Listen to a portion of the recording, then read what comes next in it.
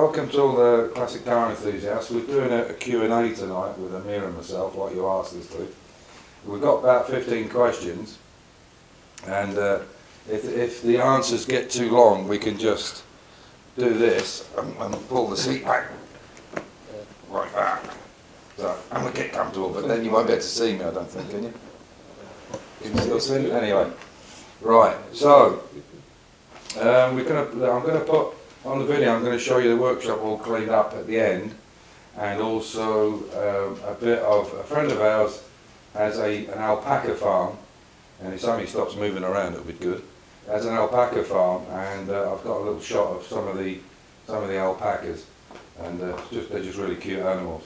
Sit, Sammy. Sit. Good boy. So, okay. So I'm going to have to put my glasses on for this. So the first question is for Amir. I won't give the people's names because it'll take too long. The first question is, did you do body repairs before? Were you trained to do body repairs, or did you do body repairs before? Yeah, a lot of times in Bosnia. Right. I had a small garage and working for myself. So, yeah. So he's doing body repairs on modern cars, though. Yeah, just not cars, classics. No classic cars, just modern. So modern cars. So lead loading wouldn't have been one of the things I guess you would have done. That's new stuff. Yeah. So it'd be mostly modern cars. So yes, but you're not officially trained in body work. No. You haven't done any schooling for it. No, like me. Just yeah. Mechanical work, but not schooling. Okay, so let's go on to the next one. Sorry. What the part of that question is, did you do repairs? Did you do body repairs before you went into the landmine clearing? no. Because they know about the fact that you were working on the landmines with the Norwegians and Americans, wasn't it? Norway. Norwegians. Yeah. Okay. Yes, before I started about 14, 15 years, you know. With the landmines. No, in landmines I start later, but in landmines I'm working just 3 years. Right. Before all my life with cars. With cars. Yeah. Okay. So there you go. The next question was, it's for both of us actually. It was, do we ever argue or bicker? Bicker is an English word for, oh no, do it this way, do it that way, no, do it. Nah. Never. Never. And I'm the boss, so I pay his bills. So no, we don't never bicker. We do consult with each other quite a lot though, because I always believe that if somebody's got a better idea, use it. As long as it's not cutting a corner, use it. And there's a lot of ideas that Mia comes up with and I come up with, and we basically combine them together and try and make the best of it. But we don't argue. No. I wouldn't let him. Never. Okay, this is a second question from the same person. It was, who is the better welder, you or me? No, come on. Don't blow smoke up my ass. No. Is it? We talked about this actually today because we obviously set this up. One of the things I said is that when we do heavy gauge metal, like for instance angle iron or stuff, making stuff, my continuous weld is better. Because the reason for that is that Amir's mostly working on 22, 24 gauge car metal, and you tend to have to do stitch welds where you do spot welds and then stitch it in because it's so old or it's so fragile. Yeah, and you have to be very quick with the weld, whereas with thicker metal you can really lay it on and you have time to get the puddle right and move on and so on. So I would say we're probably about the same. 50-50. I hope so anyway. Yeah. Okay, so the next one was, where did you train as a mechanic in the army, or where did you learn your Myself. self-taught? Yeah.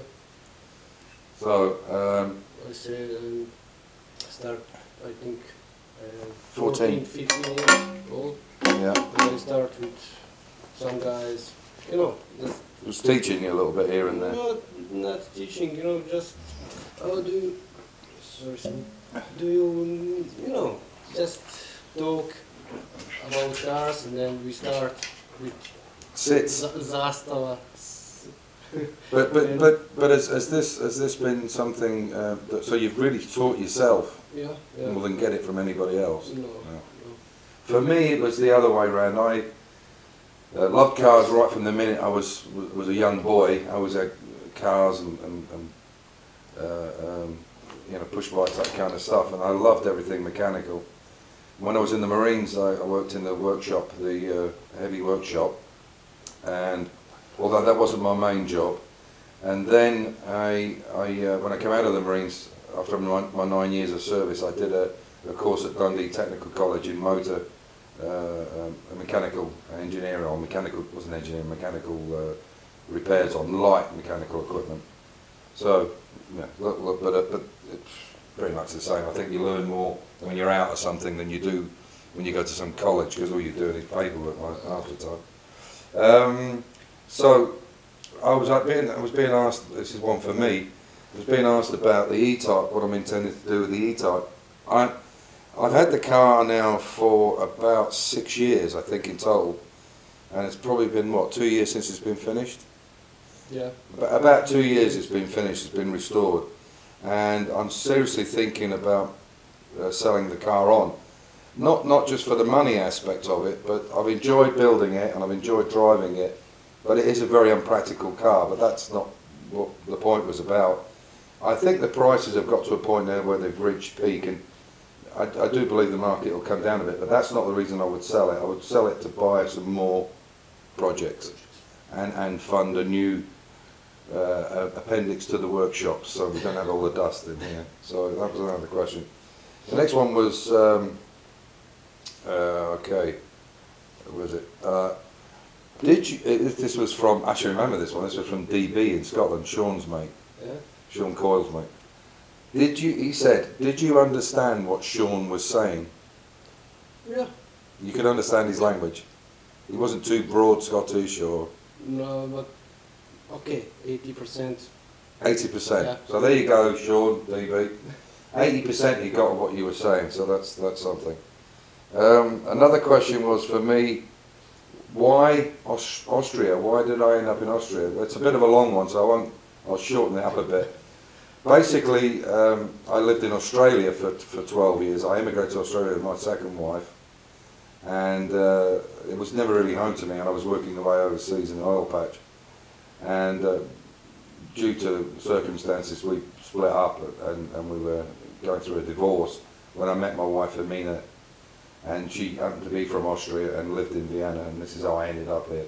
And to me, the best thing that ever happened is Austria is such a wonderful country. Beautiful. It is really beautiful. I love it here. So that's the reason I ended up in Austria. Is my wife is Austrian. She's from Linz originally. Okay, the next one is what was it? Oh yeah, that was the one from DB. He actually asked me as well. He said, "What was my first restoration?" The very first full restoration I ever did was on the E-Type Jaguar. The very first complete restoration, nut and bolt restoration. Because I was in the business, and I had when I came out of the Marines and I did my EVT course in Dundee, I actually went and worked for Ford Motor Company in Harrogate, and I did quite a few jobs in different garages, and I started my own business. And I did restore cars, but only partially, you know, the wing, inner wing, a bit of engine work, gearbox work, back out, but never a full restoration.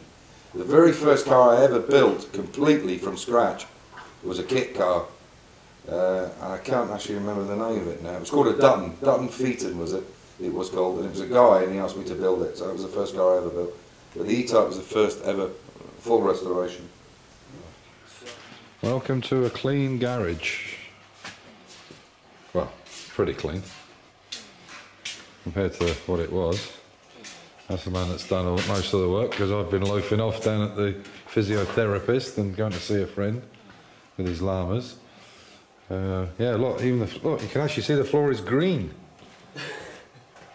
It used to be white, now it's green. So had a bit of a move around. So work on the E-Type bonnet, the body now, finish up the body. Then this will be the next one. And then, as you can see, we've actually got some space to work in here now, which is kind of nice. It's amazing just by moving stuff around. We've got exactly the same stuff in here, haven't we, basically? Yeah, honestly. We just moved it around. And there's the console. So you can see the floor is actually green. This is actually epoxy resin, this floor. There's the Mini, and there's the other Mini on top. So it's not just Max that has double stacked Minis. We have it as well. Except not on shelves, they're on a lift.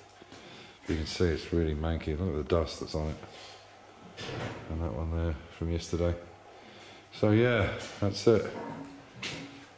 So, massive though amount of space here, isn't it, in comparison to what it was. I don't understand where that's not come from. Oh, the tent, yeah. The tent and all the trees and bushes and things as well. Anyway, so, catch you later. Bye for now.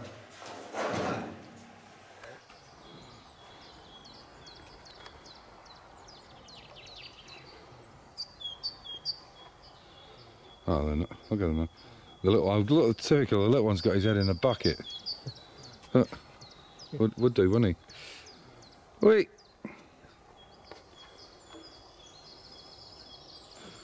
Look, now I want to film and he's got his head in a bucket.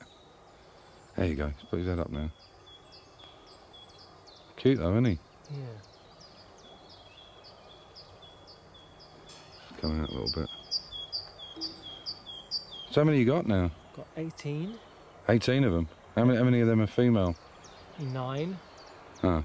And so yeah, I'm trying to sell 2 of the boys. It's this couple that came last week will buy 2 boys.